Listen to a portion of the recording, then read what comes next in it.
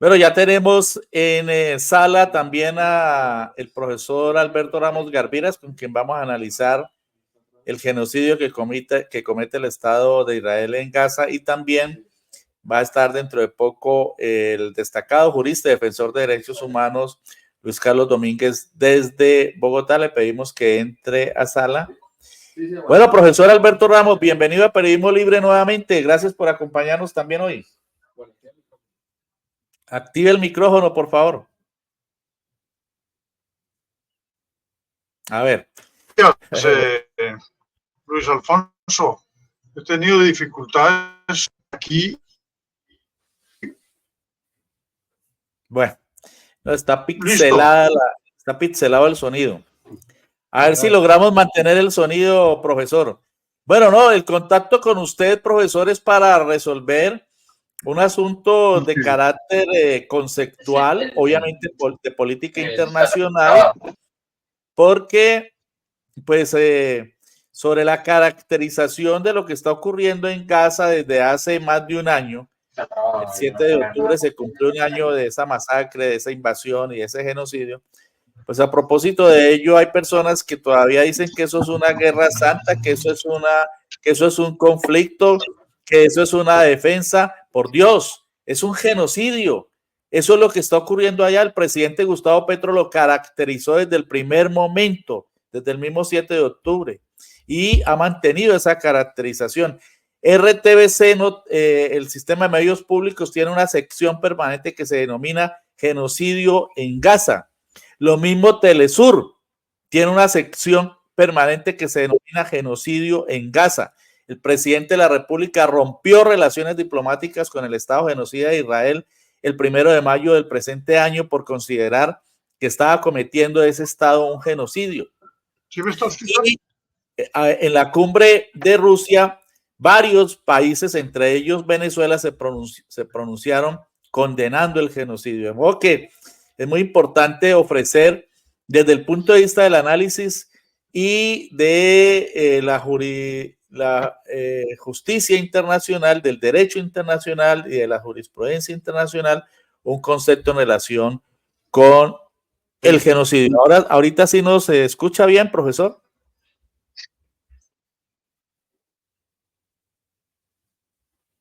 No. ¿Qué puede ser? Bueno, el audio se fue. Entonces vamos a entrar con el profesor Luis Carlos. Tampoco ha llegado el profesor Luis Carlos Domínguez. Bueno, le pedimos al profesor Luis Carlos Domínguez que con el enlace que le enviamos de StreamYard se conecte para que podamos hablar. Lamentablemente, pues, no sé, a pesar del desarrollo de la tecnología, se siguen presentando las dificultades en relación con la cámara y con el sonido. Bueno, estamos supeditados a todas estas circunstancias. Bueno, vamos a salir con usted por teléfono, profesor. Entonces, la pregunta directa, profesor, usted que es catedrático de Derecho Internacional, tiene varios textos sobre Derecho Internacional y terrorismo, es catedrático de Constitucional, amplio conocedor del Derecho Internacional. Es muy importante conocer de viva voz, entonces, su opinión en relación, ahí tenemos un feedback, en relación con, a la luz del derecho internacional, de los convenios de las Naciones Unidas y el derecho a los derechos humanos, ¿por qué lo que ocurre en Gaza es un genocidio y no una guerra o un conflicto como los propagandistas del sionismo y sus cómplices lo dicen, ¿no? Explíquenos, por favor, expliquémosle eso a la audiencia de Periodismo Libre. Bueno, entonces se trata de un genocidio si analizamos la resolución 260 del 1948, que contempla un tratado traducido en resolución, es decir, una convención o tratado que se firmó, lo tradujeron a resolución, la 260, y los 5 elementos para que se llame genocidio, pues se configuran. Uno es la matanza de miembros de un grupo. El otro elemento es la lesión grave a la integridad física y mental de los miembros del grupo. El otro elemento, el tercero, es el sometimiento. Perdón, profesor, el segundo, entonces repitamos el segundo. El segundo es producir lesión grave a la integridad física y mental de los miembros del grupo. Y el tercero es sometimiento internacional del grupo a condiciones de existencia que hayan de acarrear su destrucción física total o parcial. El cuarto son medidas definidas o destinadas a impedir los nacimientos en el seno del grupo, o sea, el crecimiento de la población. Y la quinta y última es el traslado a la fuerza de niños en grupos a otro grupo, que en el caso de Gaza ha sido peor porque ha sido el exterminio de niños. En el caso de Ucrania sí ha sido el traslado de menores deportados forzosamente a otro país. Entonces, en el caso de Gaza se dan los 5 elementos, pero le agrego, además, se dan los elementos que contempla el derecho internacional para los crímenes de guerra, para los crímenes de agresión y para los crímenes de lesa humanidad. Entonces tenemos un genocidio complejo, agravado y definitivamente pues llegando al etnocidio y al exterminio de toda la población. Es decir, que al genocidio se le agregan otros agravantes, como si faltaran agravantes de semejante atrocidad, como son los crímenes de guerra, por ejemplo, los que acaba de cometer Israel al disparar directamente contra el refugio en el que se encontraban 3 periodistas que están cubriendo esta invasión, este genocidio, y les lanzaron un misil directamente a ellos cuando estaban durmiendo, o sea, teledirigido. Sabían que allí había 3 periodistas de Ahmadinejad y los asesinaron y dejaron heridos a otros, así como han destruido hospitales, han destruido centros de refugio, etcétera. Crímenes de guerra, delitos de lesa humanidad, es decir, delitos que van contra la humanidad, contra la sensibilidad, contra el sentimiento humano, todos se denominan de lesa humanidad, y etnocidio. De modo que allí hay una caracterización muy bien definida de los crímenes que está cometiendo el Estado genocida de Israel. ¿Por qué entonces, profesor Alberto Ramos, la humanidad o una parte de ella se inhibe de procesar a los criminales? No vemos que avance investigación alguna en la Corte Penal Internacional ni en la Corte Internacional de Justicia, como decía el presidente Maduro. ¿Y es que acaso los niños, y es que acaso las mujeres y los ancianos de Palestina no valen? ¿Dónde están las Naciones Unidas? ¿Dónde está el Consejo de Seguridad? ¿Dónde está la Corte Internacional de Justicia? ¿Qué opina, profesor? Pues ha habido aquí una incapacidad, porque ya se trató por parte de Sudáfrica de procesar al Estado de Israel. Ah, ¿de Luis Carlos? No, entonces.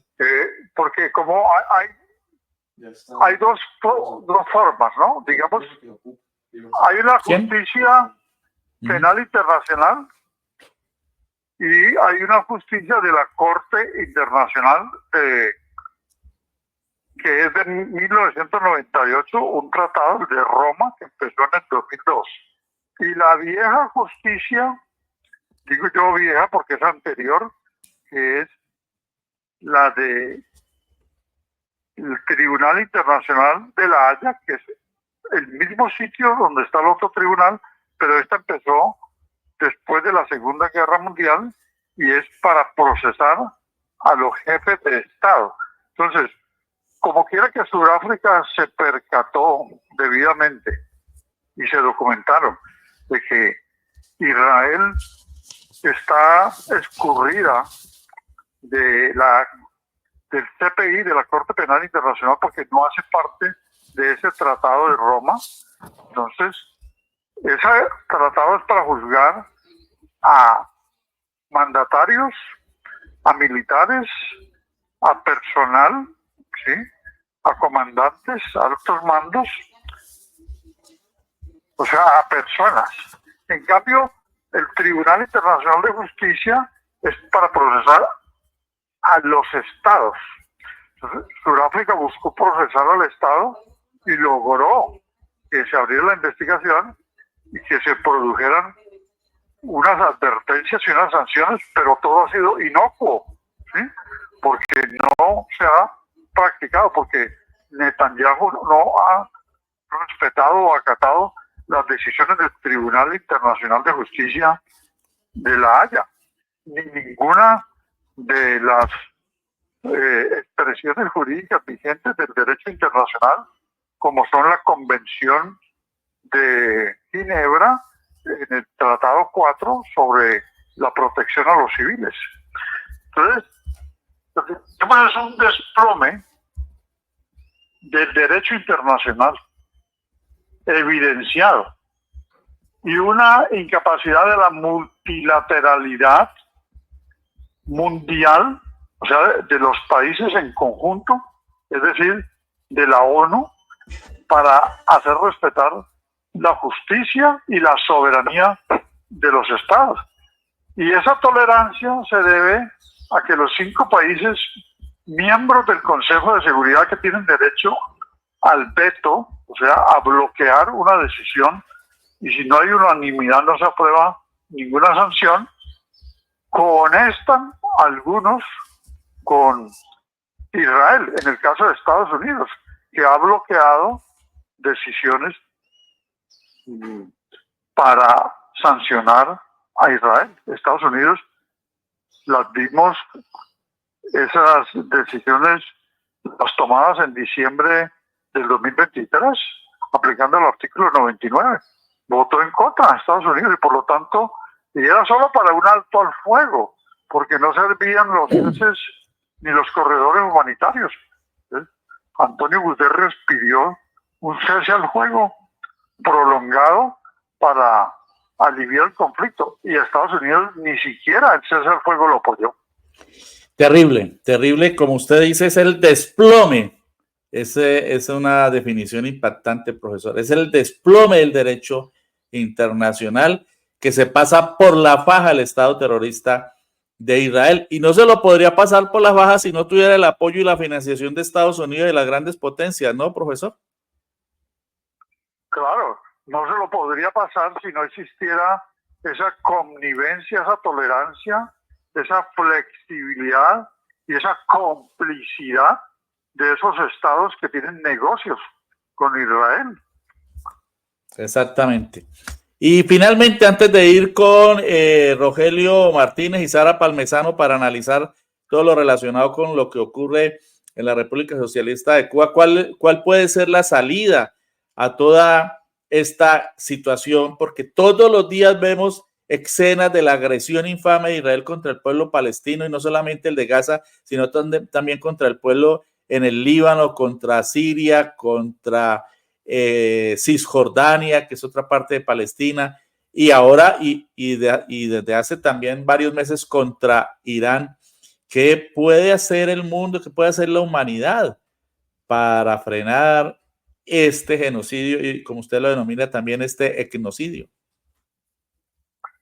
Pues, Alfonso, ese planteamiento que usted acaba de hacer, ¿sí?, es el que debería resolver la ONU si funcionara, para evitar el crecimiento de esta guerra regional en Oriente Medio, que se está perfilando como una guerra mundial y que podría desencadenar en una guerra nuclear. Porque la intervención de Israel demoliendo a Beirut por atacar a Hezbollah, ¿sí?, ha llevado a que reproduzcan la conducta que hicieron con todos los habitantes de Gaza, que es el exterminio, porque son guerras de exterminio, donde ya ni siquiera hay enfrentamientos de ejércitos cuerpo a cuerpo, sino que todo es aéreo, todo es con drones o todo es con misiles, de tal manera que estas guerras aéreas, ¿no?, que demuelen de una vez edificaciones, hospitales, centros de refugiados, viviendas de los civiles, aunque digan que son quirúrgicas, o sea, solamente por acabar con arsenales militares del otro país, no está sucediendo así, están afectando a la población civil. Entonces, lo que ellos llaman los proxies, que son los que han apoyado a Palestina de una u otra forma, que son los de Hezbollah en el Líbano, los Houthis desde Yemen y un grupo de Siria y el Estado de Irán, definitivamente, que ha simpatizado con el Estado de Israel, quieren entonces... Estado palestino. Correcto. Entonces, en esas circunstancias, la conflagración está creciendo. ¿Qué se puede hacer? Pues definitivamente tiene que reformarse la ONU, pero en una reforma express, o sea, extra rápida, porque el mismo secretario general ha sido burlado, declarado persona no grata, hasta los militares del alto mando israelí pues lo llaman cómplice de los de Hamas en Gaza. Es decir, lo volvieron terrorista al señor Antonio Guterres, que es un pacifista y que además no ha podido ser operativo con efectividad porque el ejército de la ONU, que es un ejército mundial, no se ha desplegado, no existe, está en el papel porque no lo han podido convocar porque el Consejo de Seguridad bloquearía cualquier movilización de tropas de cada país para conformar ese ejército mundial, que es el único que puede parar a un Estado criminal, a un Estado genocida como el de Israel. Entonces, una reforma express, porque el desorden mundial ya está ante los ojos de todos los observadores.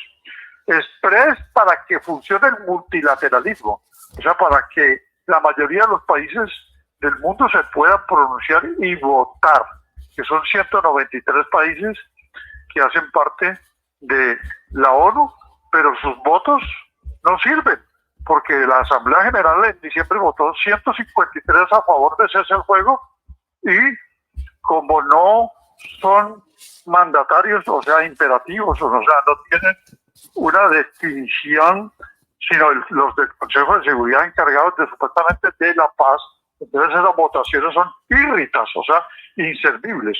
Entonces, mientras que la comunidad internacional siga haciendo gestos de ayuda a Ucrania, pero lo dejan prácticamente en manos de la continuidad militar rusa de la invasión, y se hagan, digamos, también gestos de entrega de armamentos, pero no oportunamente, Ucrania va a ser vencida o va a tener que entregar sus territorios.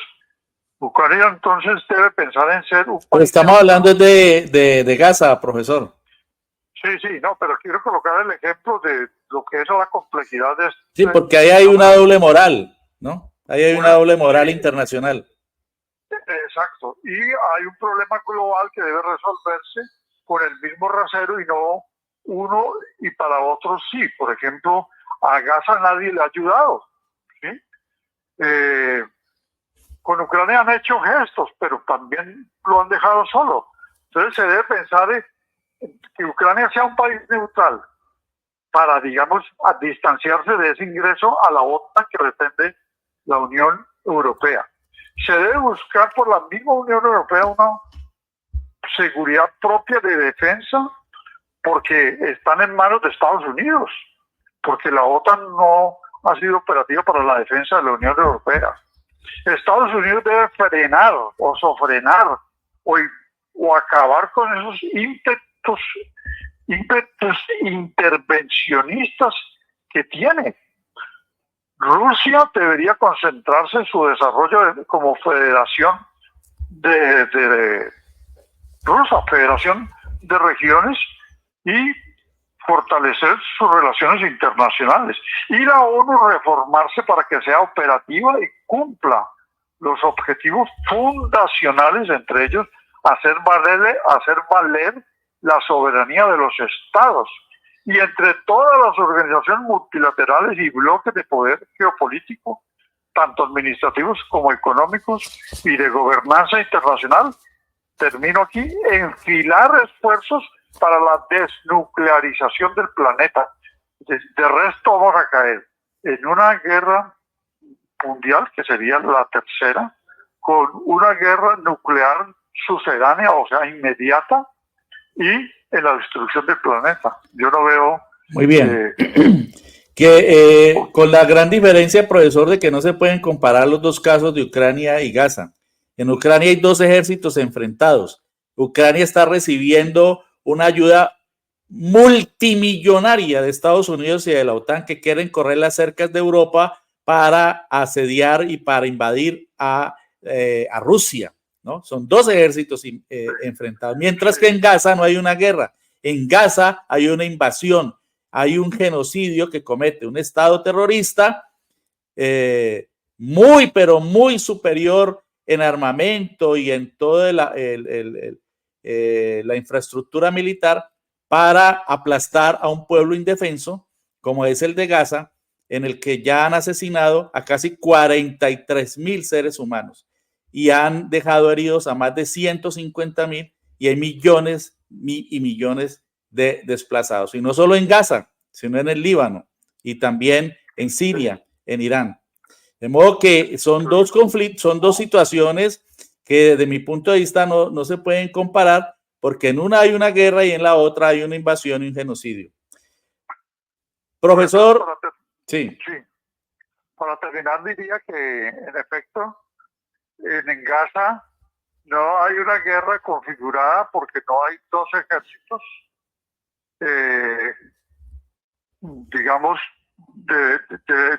delimitados o definidos o configurados, porque la reacción de Israel frente al ataque de Hamas tenía que ser bajo una guerra contra el terrorismo, no contra la población, sobre pretexto de que allí hay terroristas para eliminar a todo el mundo. Entonces, eso hace que inclusive la legítima defensa del Estado que ellos expusieron, los israelíes, no sea realista, o sea, no se compagina con los parámetros de una defensa del Estado, porque la defensa del Estado, así como la defensa personal, debe ser inmediata y no quedarse un año en defensa. ¿Quién dijo que la legítima defensa se demoraba tanto? No hay una defensa, hay un genocidio. Hay un genocidio. 43,000 seres humanos, y me quedo con lo que usted plantea, profesor, en la definición de genocidio. Hay una matanza a un grupo y nada menos que un grupo de 43,000 seres inocentes en Gaza. Hay una lesión grave a la integridad física, y no solamente lesión, sino asesinato, y han sido lesionados más de 100,000 seres humanos. Hay un sometimiento orientado a destruir una población total o parcialmente, y eso es lo que está haciendo el Estado sionista de Israel en Gaza. Hay medidas destinadas a que la población no crezca, y eso es lo que está haciendo Israel, destruyendo los hospitales y los espacios neonatales para que los niños ni siquiera puedan nacer. Y hay más de 15,000 niños asesinados, seres indefensos, inocentes. Y finalmente, en las 5 características del genocidio que usted nos da, hay un traslado masivo de seres humanos, y en esta oportunidad hay más de 1 millón de desplazados, y no solo desplazados, sino asesinados. Es el resumen que podría hacer, profesor. Muchas gracias por acompañarnos en Periodismo Libre. Pero con mucho gusto, Luis Alfonso. Bueno, ahí está. Queríamos hacer esa aclaración con el profesor Alberto Ramos, porque pues es muy importante tener en cuenta cuáles son las características dentro del derecho internacional para decir, como lo decimos, que hay un genocidio por parte de Israel contra el pueblo palestino. Y el profesor Alberto Ramos Garviras, pues es un experto en derecho internacional a quien queríamos consultar, así tengamos diferencias en relación con igualar las dos situaciones que se presentan en este momento, la de Ucrania y Rusia, que es una guerra, y la de Gaza e Israel, que es una invasión de Israel y un genocidio.